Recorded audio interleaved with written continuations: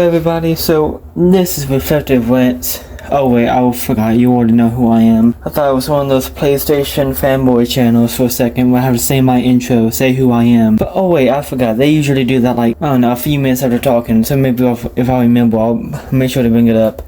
But the reason I'm making fun of that right off the top is because we're going to be talking about the PlayStation 5 Pro. Yay. Now as somebody who tried PlayStation and couldn't get into it, mostly because a couple things. Number one, the fan. Oh my gosh, the fan in place on my PlayStation 4 Pro was so annoying because it was so loud. It couldn't handle Fortnite without it sounding like I was on a Boeing airplane. Maybe I'm just missing something, but that fan is so annoyingly loud. I can't focus on the game because it's so bothering.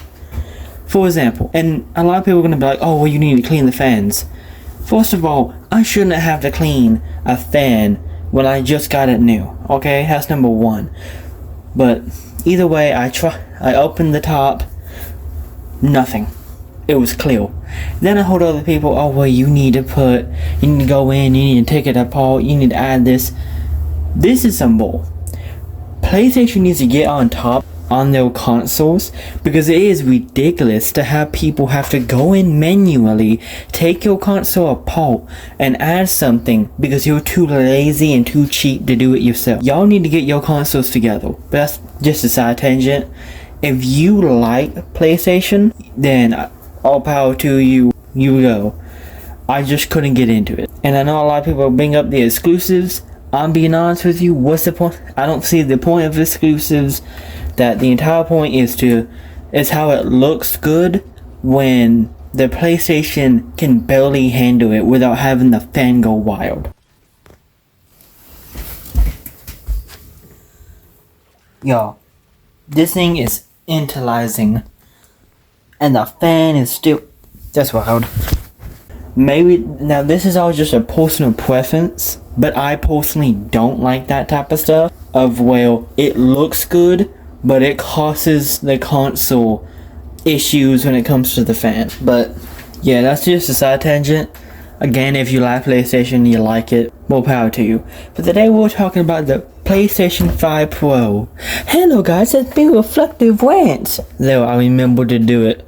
Maybe then some PlayStation fanboys who'd be like, oh my gosh, he said the thing.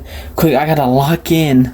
Because, my gosh, PlayStation fanboy channels need to stop doing it. It's ridiculous. But let's get back to the main topic. The PlayStation 5 Pro is dumb expensive. It is $700. If I remember correctly, $700. Let me remind you, the PlayStation 5 was like a few years ago. Why is this already a Pro out? And it doesn't. And the things that they said was, oh, AI will make it look better, man. Like, it's gonna look a lot better. That was the entire thing. And it's like, the PlayStation 5 should already do that. That's dumb. And then you gotta buy the disc drive separately? And then you gotta buy the stand separately? What are you, Apple? That's ridiculous. There was nothing in there worth that much money. And let me show you some images comparison. To compare the two consoles is to look at PS5 Pro versus Performance mode on PS5, both of which target 60 frames per second. What we see here is a difference in detail. PS5 Pro is much sharper and crisper than PS5. Where? Are we looking at the same thing? The favorite is the parade scene from Ratchet & Clank. Distant details are much clearer. Where? Is there an individual pixel buried back there somewhere that's a bit more saturated than the others on the PS5? And here we can see Marvel's Spider-Man 2 is noticeably higher resolution throughout the scene, including the trees and procedural cars. Is it? I can't tell. I don't think Superman with X-ray vision could spot any difference here. Now, if you're astute observer, you'll notice, okay, it looks a bit more clear. Bless it. There was nothing in here that's worth $700. It is pitifully pathetic for Sony to even try to, like, okay, if it actually added a lot of new stuff, then fine. But it just doesn't.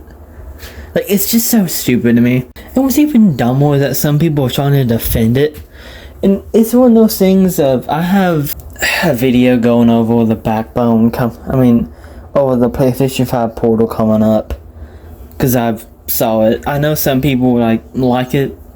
As someone who owns a Nintendo Switch Lite, because Nintendo has like some file games right now, I can see it, but I'll talk about that in our own video. But it's ridiculous. Like, Sony, I don't know what it is with them, but they have been charging a lot more money than most consoles.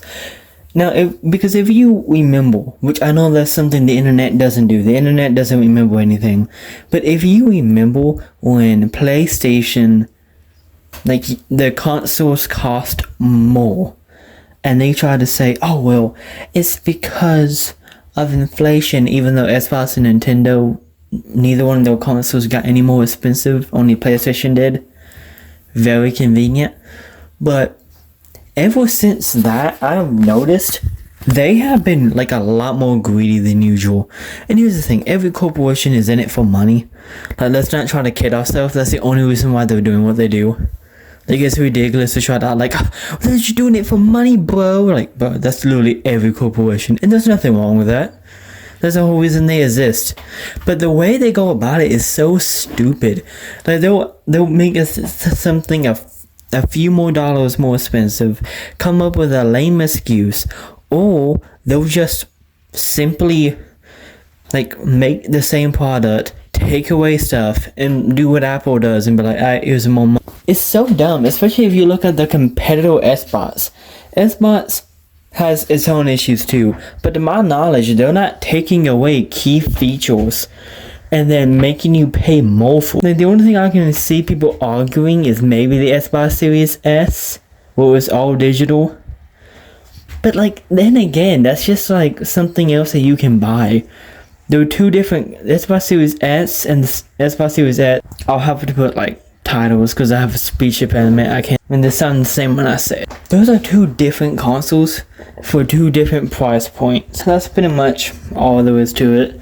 If y'all could please like and subscribe, so for more quality game, then I would really appreciate it. See you. Oh, and by the way, if you want to call me a PlayStation, like a Xbox fanboy, I will let you know. I'm not a fan of any single console. I might like a certain console, but that does not make me a fanboy.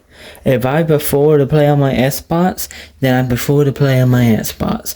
That doesn't mean I'm in love with my Xbox. That means I would like to play on that game console. Okay? Okay, because y'all don't really know the difference. That's for fanboys, especially game console fanboys, are the biggest idiots in gaming. I see ya.